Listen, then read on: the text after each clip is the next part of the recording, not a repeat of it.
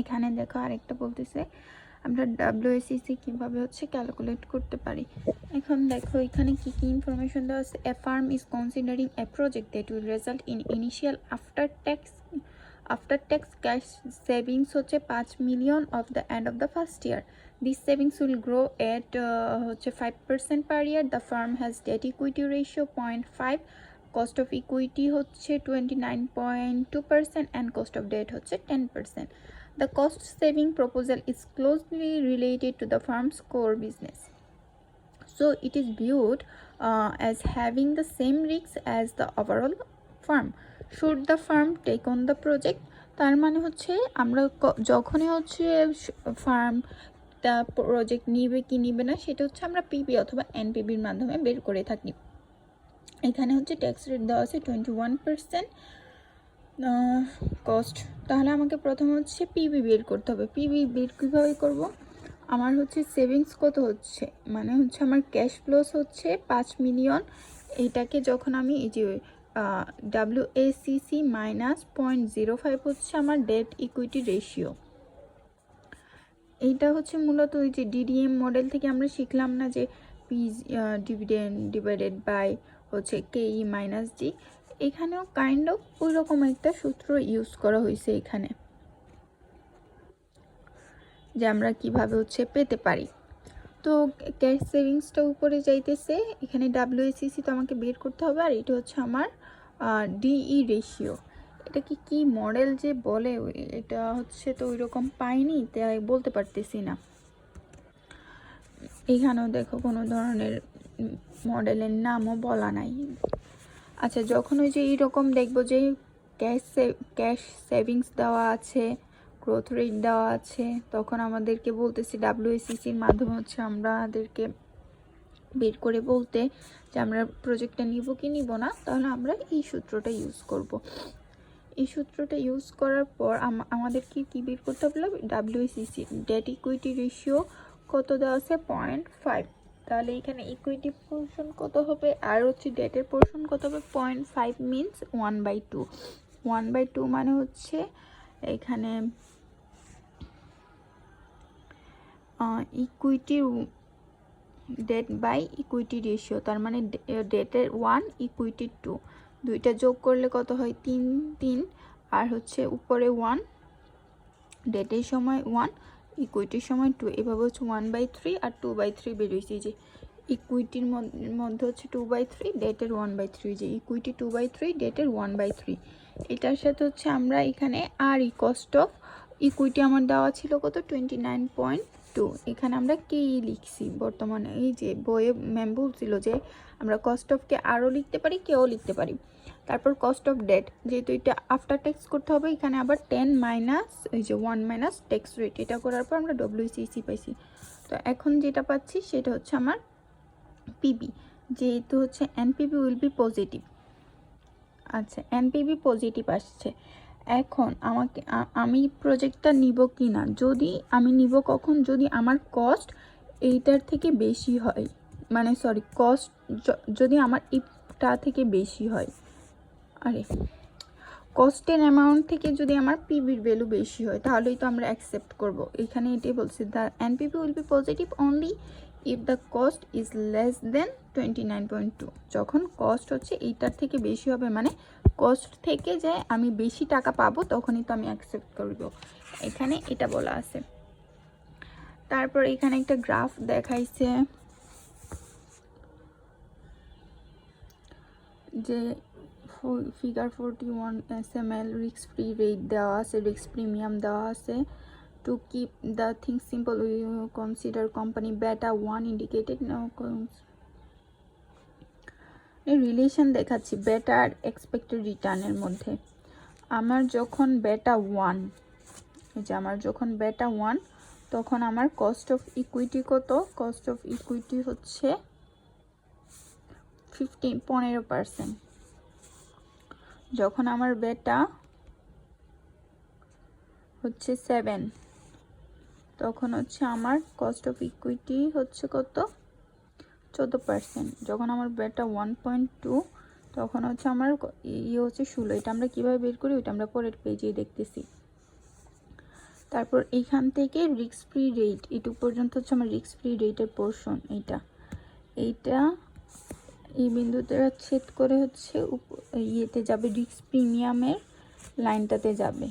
এই যে এটাকে আমরা SML পড়তেছি। এইখান থেকে হচ্ছে রিস্ক ফ্রি রেট যেহেতু 7, এটা থেকে তার মানে এই যে পোর্শনটা এটা হচ্ছে আমার রিস্ক প্রিমিয়ামের পোর্শন। আর WACC হচ্ছে 15। কি যে বুঝাইছে আল্লাহ জানে এটাতে। তারপর হচ্ছে গিয়ে আমার এই যে 16 এখানে দেখো, যখন আমার বেটা 0.60 ছিল আর হচ্ছে রিস্ক প্রিমিয়াম 8, এখানে আসতেছে it has expected return in this a desirable, the answer is you be yes.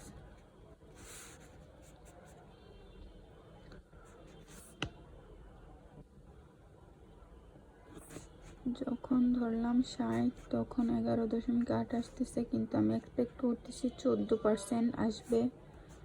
তারপর এখানে যখন আবার এটা আমি ভুলে গেছি ফাহিম, তুমি তো গ্রাফ ভালো পারো, তুমি একটু দেখে নিও।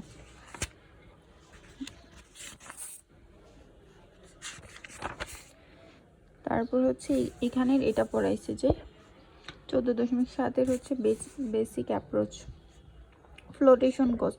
আমরা ফ্লোটেশন কোস্ট ওই সময় দেখে আসছিলাম না, যে যখন শুধু ইকুইটিটা বলছিল তখন আমরা কীভাবে বের করছি। এখানেও সেম, যখন ধরো ওই যে ইকুইটির উপর একটা পার্সেন্টেজ দেওয়া আছে, যে আমার কস্ট অফ ইকুইটি হচ্ছে 20%, আমার পার্সেন্টেজ ইকুইটি হচ্ছে 100%, ইকুইটি ওয়ার দ্য সেম, এই তো দরকার নেই, আমার টাকা হচ্ছে 100 মিলিয়ন। তারপরে এখানেই বলা আছে যে based on the conversation what is the investment ব্যাংকের রিসপেক্টফুল 10% হচ্ছে আমার এখানে ফ্লোটেশন কস্ট, আর হচ্ছে দিস মিনস প্রডিউসড। এখন ধরো তোমার 100% হচ্ছে ইকুইটি, তুমি 100% হচ্ছে ক্যাপিটাল রেজ করতেছো হচ্ছে কিসের মাধ্যমে, 100% ইকুইটির মাধ্যমে। তাহলে তুমি কত করবা, 100 মিলিয়ন। এখন তুমি যে 100% করতেছো এটার থেকে তোমাকে ফ্লোটেশন কস্ট কত, 10%। তাহলে আমি এখান থেকে 100 থেকে 10টা বাদ দিয়ে হচ্ছে আমি আসলে কত রেজ করতে চাচ্ছি সেটার টাকাটা, অ্যামাউন্টটা বের করছি। বের করার পর এই অ্যামাউন্টটার উপর হচ্ছে আমার আসলে ফ্লোটেশন কস্ট কত, এটা 10%, এটা 10% যতটুকু সেটা হচ্ছে আমার ফ্লোটেশন কস্ট। মানে প্রথমে আমাকে বের করতে হচ্ছে যে আসলে আমি ওই যে ইকুইটি কত পার্সেন্ট অ্যামাউন্ট, ইকুইটির মাধ্যমে কত পার্সেন্ট হচ্ছে রেজ করতে চাচ্ছি সেটার থেকে হচ্ছে এটার উপর পার্সেন্টেজ করলে আমরা হচ্ছে ফ্লোটেশন কস্ট পেয়ে যাচ্ছি। কারণ আমরা জানি আমরা ফ্লোটেশন কস্ট টাকার মাধ্যমে বের করি, নট পার্সেন্টেজের মাধ্যমে বের করি না।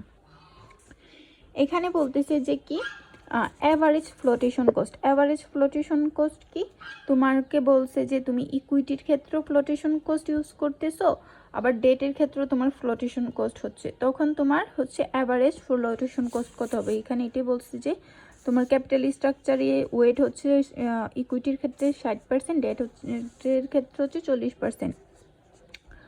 ফ্লোটেশন কোস্ট অ্যাসোসিয়েটেড ইকুইটির ক্ষেত্রে 10%, ফ্লোটেশন কোস্ট ডেটের ক্ষেত্রে হচ্ছে 5%। তো এখন আমার তাহলে ফ্লোটেশন কোস্ট টুগেদার কত, তো ইবি কত জানি 60, ডিবি কত জানি 40, এই যে এখানে তো দেওয়া আছে। আর ফ্লোটেশন কোস্ট ইকুইটির ক্ষেত্রে 10%, ফ্লোটেশন ডেটের ক্ষেত্রে হচ্ছে 5%। এটা করার পর আমি যেখানে পাইছি এটা হচ্ছে আমার flotation average cost.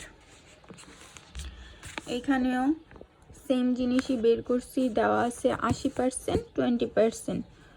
The flotation cost 20% amount raised, flotation cost ডেটের ক্ষেত্রে হচ্ছে 6%। তাহলে এইখানে হচ্ছে এই যে 80.20, এই যে 20% আর এই যে 6%, এটা করে আমরা অ্যাভারেজটা ক্যালকুলেট করে শিখলাম এখানে। এখন হচ্ছে ফ্লোটেশন কস্ট আর এনপিবি, যেটা হচ্ছে আমরা ওই যে লাস্ট পেজটাই দেখে আসছি সেটাই, কিন্তু এখানে আমাদেরকে কি বলছে যে পার ইয়ার ফরএভার, মানে হচ্ছে পারপেচুইটি মডেলের মাধ্যমে বের করতে হবে আর কি। টার্গেট ডেট ইকুইটি রেশিও হচ্ছে 100%, মানে হচ্ছে তার মানে হচ্ছে 50-50%।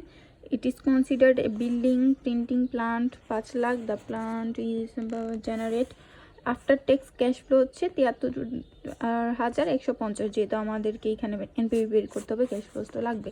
ট্যাক্স রেট হচ্ছে 21%। তারপর হচ্ছে ফাইন্যান্সিয়াল অপশন দেওয়া আছে। 1-এ কি বলা আছে যে 5 lakh new issues of common stock, আমরা 5 লাখ কমন স্টক ইস্যু করার মাধ্যমে টাকা ইকুইটি করতে পারবো। The issuance of cost new stock would be about 10% of the amount raised. The required rate of return of the company's new equity is 20%. এতে বলছে যে আমরা 5 লাখ কমন স্টক হচ্ছে ইস্যু করতে পারবো। উড বি অ্যাবাউট কত পার্সেন্ট, দ্য ইস্যুয়েন্স কস্ট, ইস্যুর ক্ষেত্রে কস্ট হচ্ছে আমার 10%, যেটা the required rate of return of the company in new equity is 20%। এখন আমি এখান থেকে হচ্ছে কিভাবে এই যে এটার মানে কি যে আমি নতুন করে হচ্ছে 5 লাখ কমন স্টক করতে পারবো, সেই ক্ষেত্রে আমার ইস্যুয়েন্স কস্ট যেটা 10%, এটাই কিন্তু আমার এখানে ফ্লোটেশন কস্ট। তো আমরা যদি বের করি যে আমার ইবি কত 50, ডিবিও হচ্ছে 50, আর হচ্ছে কস্ট অফ ইকুইটি দেওয়া আছে কত এখানে 20%, আর কস্ট অফ হচ্ছে গিয়ে কমন স্টক আর কস্ট অফ ডেট দেওয়া আছে কত 10%। কোথায়, ওই যে নাম্বার বিতে বলা আছে এটা বন্ডস। আচ্ছা, দুইটি একসাথে করতে হবে। 5 লাখ ইস্যু যদি 3 শেয়ার বন্ডসে করে, নিউ ডেট উড বি 2%, আর হচ্ছে আমার ক্যাপিটাল, এটা হচ্ছে আমার ফ্লোটেশন কস্ট, আর এটা হচ্ছে আমার কস্ট অফ ইকুইটি 10%, যেহেতু আফটার ট্যাক্স, এটাকে বিফোর ট্যাক্স আফটার ট্যাক্স করতে হবে। এখানে করে ডাব্লিউসিসি পাইছি। এখন আমি ডাব্লিউসিসি পাইছি, এখানে আমরা কোনো ধরনের কিন্তু ফ্লোটেশন কস্টকে নেই নাই, ইগনোর করলাম। করার পর আমার হচ্ছে পিবি কত আসতেছে 5,25,373। এখন যদি আমরা ফ্লোটেশন কোস্টকে ধরি, এখন আমার ফ্লোটেশন কোস্ট কত ছিল 50-50, তো আমরা জানি ওয়েট ফ্লোটেশন কোস্ট ছিল ইকুইটির ক্ষেত্রে 10%, ডেটের ক্ষেত্রে হচ্ছে 2%, তার মানে আমার হচ্ছে ফ্লোটেশন অ্যাভারেজ কোস্ট আসতেছে হচ্ছে 6%। এখন হচ্ছে আমরা যখন করব এনপিভি বের করব, এনপিভি বের করার জন্য আমার ফ্লোটেশন কস্ট কত আসছে 6%। তাহলে হচ্ছে আমরা এইভাবে করছিলাম না যে আমার কস্ট কত 5 লাখ। এখন আমার এই 5 লাখের উপর 6% যদি করি,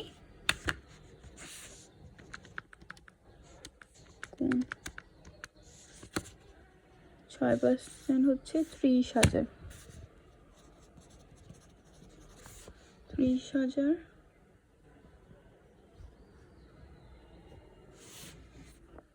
প্লাস কত, এই যে এটা 73,150.1395, 73,150.113 করলে কত আসে 524,373। আচ্ছা, তাও লিখে নিই 73,150.1395। এখন এটা করলে হচ্ছে আমার কত আসে 5,30,000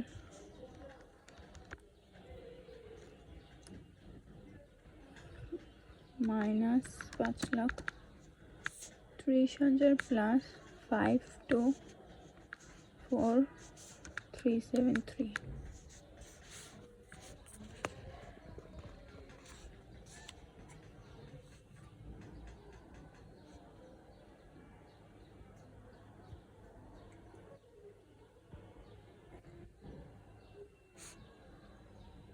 তার মানে আমার এখানে হচ্ছে ভ্যালু আসতেছে মাইনাসের সামথিং, যেহেতু মাইনাসের আসতেছে তাহলে কি আমরা কি করব না, আমরা হচ্ছে এখানেরটা অ্যাকসেপ্ট করব না। ওই যে আমার হচ্ছে is no longer a good investment, তার মানে কি ফ্লোটেশন কস্টের মাধ্যমে হচ্ছে আমাদের ডিসিশন হয়, এই জন্য চেঞ্জ হয়। এখান থেকে হচ্ছে যেহেতু এটা আমার একটা কস্ট, এটাকে তো আমাকে দেখাইতে হবে, নাহলে তো আমি হচ্ছে পাবো না যে আসলেই হচ্ছে আমার কি লাভ হচ্ছে না কি ক্ষতি হচ্ছে। সেজন্য আমরা এখানে এইভাবে এটাকে ক্যালকুলেট করব। করার পর হচ্ছে এখন আমার কথা হচ্ছে এখানে আবার 1 - f এ দিচ্ছে কেন?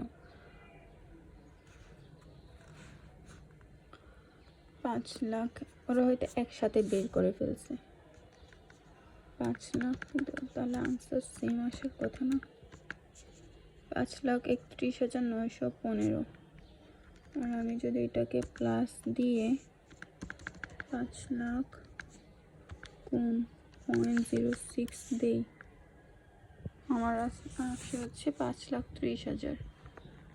মেবি ওনারা হচ্ছে 0.6 তো আসবে, যেহেতু 6% বের করতেছি, সেমই তো আসার কথা। আচ্ছা যাই হোক, ম্যাম তো হচ্ছে ওইখানে ওইভাবে শিখাইছিল, তো আমরা এইভাবে করে যেটা আসবে সেটা হচ্ছে আমাদের আনসার। আমরা আর ফ্লোটেশন কস্ট দেওয়া থাকলে, মোরালি হচ্ছে ফ্লোটেশন কস্ট দেওয়া থাকলে আমাকে ওইটাকে অ্যাডজাস্ট করতে হবে। অ্যাডজাস্ট কিভাবে করব? আমরা হচ্ছে গিয়ে ওইটার আর যে ফ্লোটেশন অ্যাভারেজ কস্টটা আসবে সেইটাকে আমরা আমাদের ইনিশিয়াল কস্টিংয়ের উপর দেখাচ্ছি। ইনিশিয়াল কস্টিংয়ের উপর দেখায় তারপর হচ্ছে আমাদেরকে করতে হবে। আমরা ডিরেক্টলি পার্সেন্টেজ করে ব্যবহার করে করতে পারবো না। মানে কস্ট অফ ইকুইটিতে আমরা হচ্ছে অথবা কস্ট অফ ডেটা আমরা ফ্লোটেশন কস্টকে অ্যাড করতে পারবো না।